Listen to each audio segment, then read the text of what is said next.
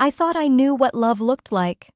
5 years of quiet mornings, shared coffee, and the comforting weight of my husband Ethan's hand in mine. I'm Sophie, and my life was a perfect picture, framed with stability and routine, until the night everything shattered. A late-night call, a strange request, and a dimly lit office pulled me into a web of temptation I never saw coming. My heart raced as boundaries blurred, and for the first time, I felt a dangerous thrill I couldn't resist. But as the door creaked open, revealing a truth colder than the air around me, I realized I might have just lost everything. Or did I uncover something even darker waiting to be unleashed? Picture this: a quiet morning where the world seems to hum with a secret only I can hear. The kind of stillness that wraps around you like a soft blanket, but somehow feels heavier than it should.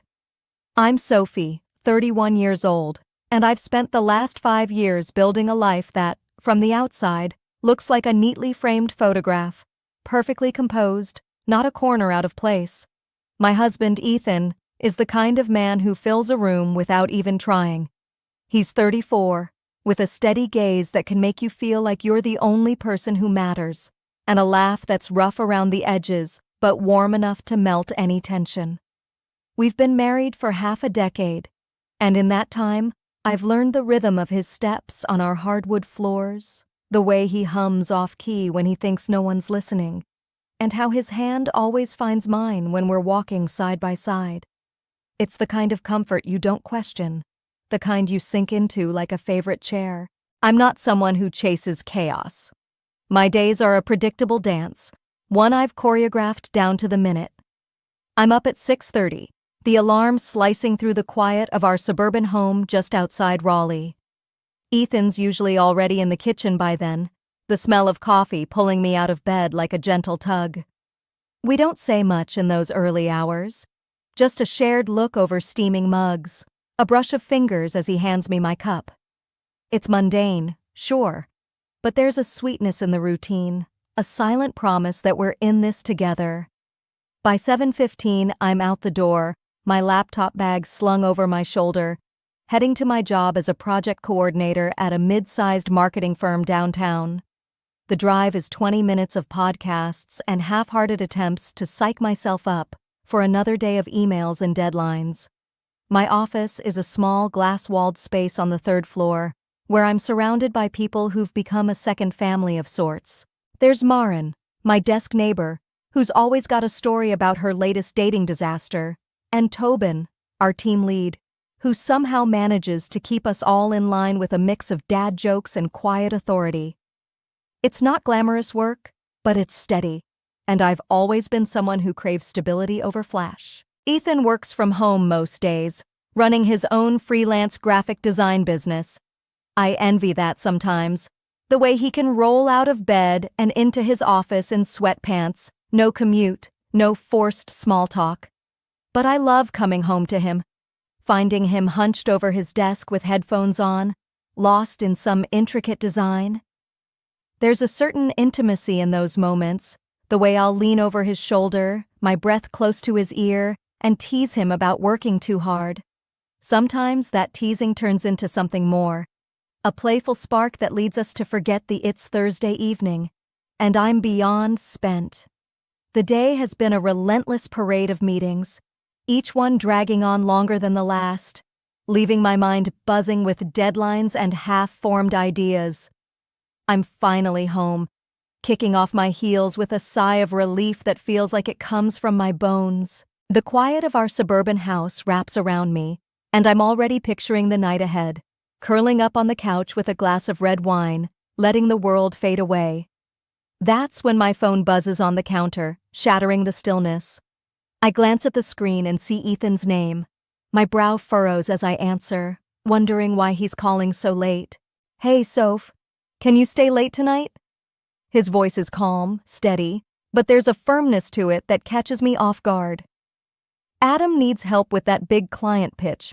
I already talked to him. He's waiting for you." I pause, my hand tightening around the phone. "Stay late? Tonight?" I've been dreaming of crashing early since noon, and now this. I open my mouth to protest, to tell him I'm too wiped out, but there's something in his tone. A quiet insistence that feels almost personal, like he's not just asking as my husband, but as someone who's counting on me in a way I don't quite understand. Please, Soph, he adds, softer now, and I can almost see the look in his eyes through the phone. That steady gaze that always pulls me in. I sigh, rubbing the back of my neck, already knowing I'm going to say yes even as a flicker of annoyance sparks in my chest. Fine, I mutter. I'll head over. But as I hang up, my mind starts spinning. Why is Ethan so pushy about this? He's never been one to meddle in my work. Sure, he'll ask how my day went, offer advice if I'm venting about a tough project. But this? This feels different. Like there's a weight behind his words I can't quite grasp. I grab my phone again and shoot a quick text to Adam to confirm. His reply comes almost instantly, short and to the point. Yeah, see you soon. Thanks. No hint of urgency, no explanation. Just that. I stare at the screen for a moment, a tiny seed of curiosity sprouting alongside my irritation. What's so important about this pitch that it can't wait until tomorrow? I drag myself to the bedroom, swapping my wrinkled work skirt for a simple blouse and jeans, something comfortable but presentable enough for a late-night office stint. As I pull my hair back into a loose ponytail, I catch my reflection in the mirror. Tired eyes, a faint crease between my brows. I shake my head, muttering to myself to just get this over with. Grabbing my keys and bag, I head out into the cool evening air, the door clicking shut behind me with a finality that makes my stomach twist for no reason. The drive back to the office feels longer than it should, the streetlights casting fleeting shadows across the dashboard as my mind churns with questions I can't answer. I pull into the nearly empty parking lot, the building looming ahead like a silent giant, its windows dark except for a faint glow on the third floor. My footsteps echo in the empty lobby as I ride the elevator up, the hum of the machinery the only sound breaking the eerie quiet. When the doors slide open, I step out into the familiar hallway, but something feels off, like the air itself is charged with a tension I can't name. I shake it off, chalking it up to exhaustion, and head toward the conference room where Adam said he'd be waiting. I push the door open, and the first thing that hits me is the chill of the room, the air cool and sterile, almost biting against my skin. The long table is a mess of scattered papers and abandoned laptops, as if everyone had walked away mid-thought, leaving their work to freeze in time. My eyes scan the space, and there he is.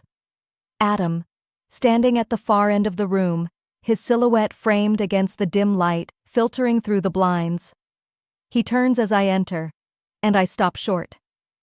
That playful grin I've come to expect from him, the one that always lightens the mood during stressful projects, is gone. In its place is something darker, more intense, a look that sends a shiver down my spine I can't quite explain. He steps forward, closing the distance between us with a deliberate slowness, and I feel my pulse quicken for reasons I don't want to admit. He's too close now. Close enough that I can smell the faint trace of his cologne, sharp and unfamiliar. Before I can step back, his hand reaches out, fingers brushing through my hair, lingering in a way that feels far too personal. My breath catches as he leans in, his voice dropping to a whisper that grazes my ear. "Your husband said you wouldn't mind."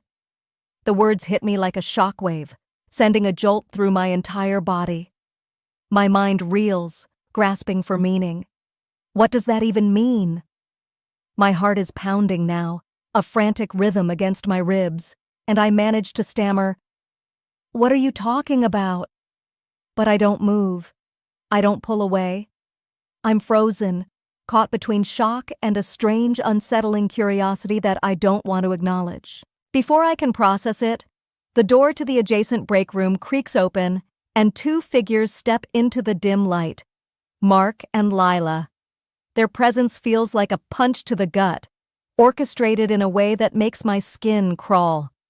Mark's expression is unreadable, his eyes fixed on me with an intensity that feels almost predatory, while Lila's lips curve into something that's not quite a smile.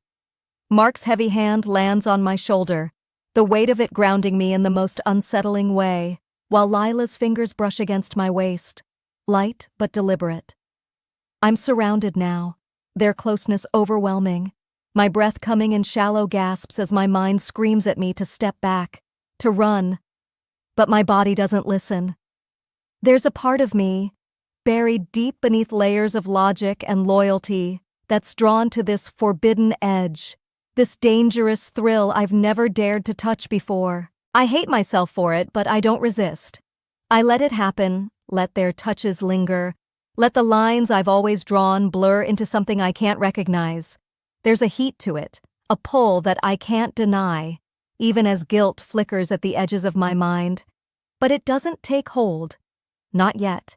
I'm caught in this surreal haze, this moment where I'm not the Sophie I know, not the wife who cherishes quiet mornings with Ethan, not the woman who craves stability above all else. I'm someone else, someone who's crossed a line I never thought I would, and a part of me, shamefully, secretly, relishes it. The room feels smaller now, the air thick with unspoken tension, their whispers and touches weaving a web I'm too entangled in to escape. It happens so fast. And then, in a heartbeat, everything shatters. The door swings open with a slow, deliberate creak, and there stands Ethan, my Ethan, the man whose steady gaze has been my anchor for years. His phone is in his hand, the screen glowing faintly, and I realize with a sickening lurch that he's recording. The air in the room turns to ice, the weight of his presence suffocating. Silence crashes over us like a wave, drowning out the whispers and the lingering heat of the moment. The hands on me, Mark's heavy grip, Lila's fleeting touch, Adam's lingering closeness, pull away as if on some unspoken command, leaving me standing there, raw and exposed in a way that goes beyond the physical. My face burns, flushed with a mix of shock and something I can't name, my hands trembling at my sides. I glance down and notice my blouse is slightly askew, a small detail that feels like a glaring neon sign under Ethan's unblinking stare. My breath hitches, caught in my throat, as I try to make sense of this nightmare unfolding before me. Adam, Mark, and Lila step back, their movements almost rehearsed, their eyes avoiding mine as if I've become invisible now that the curtain has fallen on whatever twisted play this was. They've done their part, and now they're nothing more than shadows retreating to the edges of the room. I can't look at them, can't bear to see the expressions on their faces, or the lack of them. My gaze locks onto Ethan instead, his phone still in hand, though he lowers it slightly, the recording light a silent accusation. His eyes, those eyes I've always found solace in, are unreadable now, a storm brewing behind them that I can't predict. He doesn't speak at first, just watches me, and in that silence, I feel the weight of every choice I've made in the last few minutes crushing down on me. I try to find my voice, to say something, anything, to break this suffocating quiet. Ethan, what is this? Why? The words come out cracked, jagged, barely above a whisper, as if my throat has forgotten how to work. He tilts his head slightly, his expression still a mask, and when he finally speaks, his voice is chillingly calm, each word a blade slipping under my skin. I wanted to see how far you'd go, Soph, and now I've got proof of who you really are. The sting of his words is immediate, sharp, twisting something deep inside me until I feel hollowed out. Proof. The word echoes in my mind, a condemnation I can't escape. And yet, as I stand there, pinned under his gaze, I realize something unsettling. There's no shame in me, not the way there should be. I feel exposed, yes, stripped bare in a way that makes my skin crawl. But guilt? It's absent, a void where it should be raging. I don't know what that says about me, and I'm not sure I want to. My mind is a chaotic mess, thoughts colliding as I try to grasp the reality of what's happening. I force myself to speak again, my voice steadier this time, though it still trembles at the edges. How long, Ethan? How long have you been planning this? I need to know. Need to understand how I could have been so blind. He doesn't flinch, doesn't hesitate, just steps closer, his presence looming as he answers with that same unnerving calm. Weeks, Soph. I've been talking to Adam for weeks, testing the waters, watching how you reacted to his little comments, his playful jabs about your colleagues. I saw it all, every flicker of curiosity in your eyes. His words hit like a punch, knocking the air from my lungs. Weeks. My mind races back through every conversation, every casual remark Adam made in passing, the way I'd laughed them off or brushed them aside. Had I been so obvious? Had there been signs I'd missed? Moments where I'd let something slip without even realizing it? I replay those interactions now, dissecting every word, every look, searching for the clues I must have overlooked. The drive home is a suffocating void, a silence so heavy it presses against my chest like a physical weight. I'm in the passenger seat, staring out the window as the streetlights streak across Ethan's face in fleeting bursts of pale yellow. His jaw is set, a hard line that I can't read, his hands gripping the steering wheel with a tension that mirrors the storm brewing inside me. Neither of us speaks. There's nothing to say, not yet. Not after what just happened in that office. My mind is a tangled mess, replaying those moments over and over. The way I let myself get caught up in something I never thought I'd touch.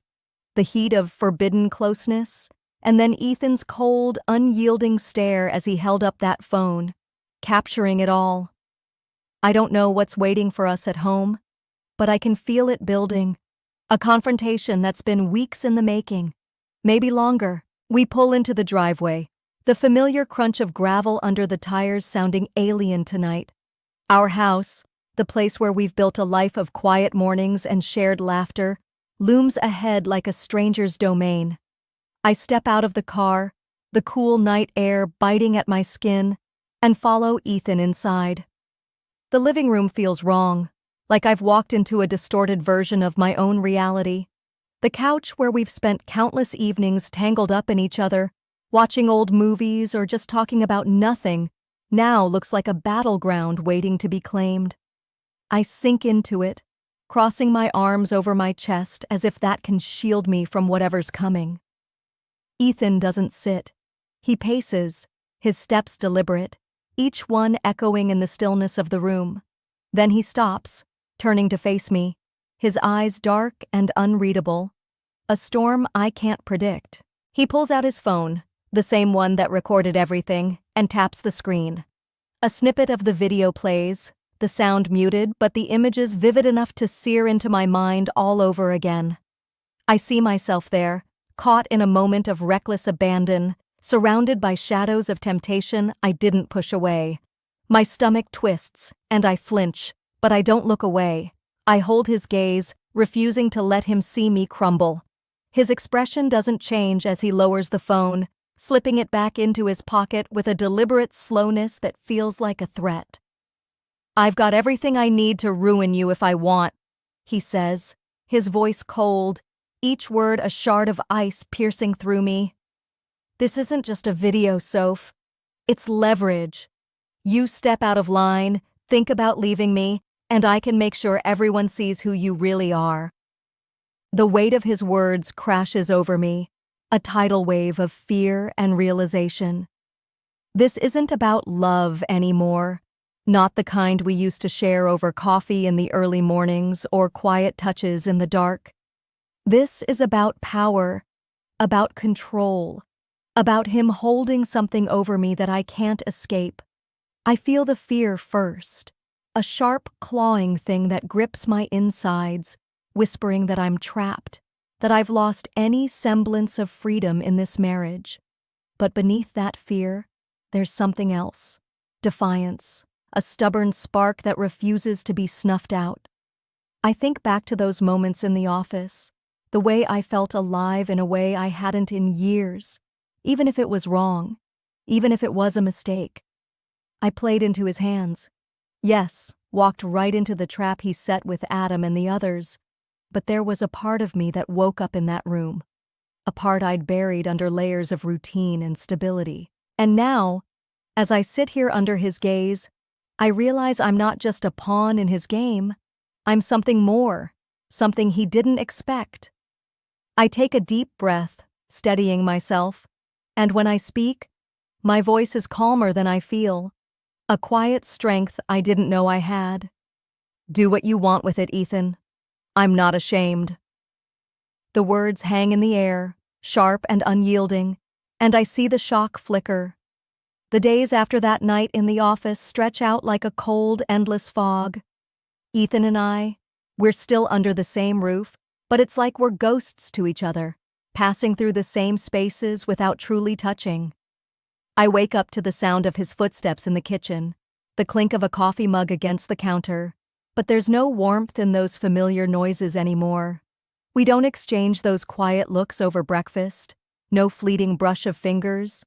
Instead, there's just silence, thick and suffocating, as if the air itself is holding its breath, waiting for something to break. He hasn't brought up the video since that confrontation in our living room, hasn't replayed those damning moments or thrown his threats at me again.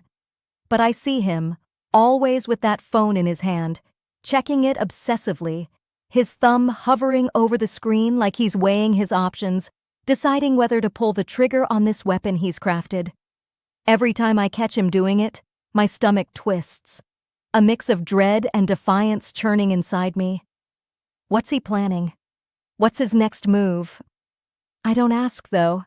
I can't bring myself to give him that power, to show him I'm still rattled. I've gone back to work, stepping into that office every morning with a mask of normalcy plastered on my face. I force smiles, nod at the right moments, pretend that nothing's changed. But everything has. Adam, Mark, and Lila, they're there, just as they always were, lingering in the hallways or sitting across from me in meetings. They don't say anything outright, don't reference that night when boundaries were crossed in ways I can't fully articulate without feeling the heat rise to my cheeks. But their glances, oh, they burn. There's a knowing in their eyes, a silent acknowledgement of the unspoken, of the moments where I let myself slip into something forbidden. Adam's smirk is subtle, barely there, but it cuts through me every time I catch it. Lila's gaze lingers a little too long, her expression unreadable but heavy with implication.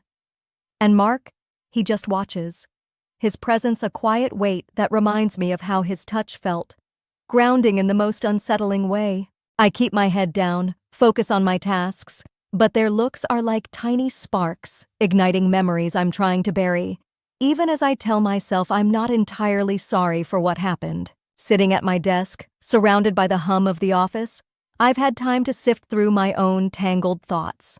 And here's the thing. I don't fully regret that night. I know I should. I know the weight of what I did, the lines I crossed, should crush me with guilt, should make me want to hide from myself. But it doesn't. There's a strange clarity in it, a raw, unfiltered truth about who I am when the layers of routine and expectation are peeled away. I felt something in those moments, a pulse of life I hadn't touched in years, a heat that woke up parts of me I'd forgotten existed. It was messy, wrong in so many ways, but it was real. And in embracing that, in owning the flaws and the chaos within me, I've found a kind of freedom I didn't expect. I'm not hiding anymore, not from myself at least. I see the cracks in the perfect picture I've painted of my life, and instead of scrambling to patch them up, I'm letting them be. I'm not the Sophie who craves stability above all else, not entirely. There's more to me, darker edges and hidden depths, and I'm not afraid to look at them now. But where does that leave me with Ethan? I've thought about walking away, packing a bag and stepping out of this house that feels more like a cage with each passing day. I imagine the relief of leaving behind the tension, the unspoken threats, the weight of that video hanging over me like a storm cloud ready to burst. I could start over, rebuild somewhere far from his reach, far from the leverage he holds. And yet, there's this pull, this twisted curiosity that keeps me here. What game are we really playing here? And how far am I willing to go to see it through? Don't forget to subscribe, like, and comment if you enjoyed this story. This will help us create more engaging stories for you.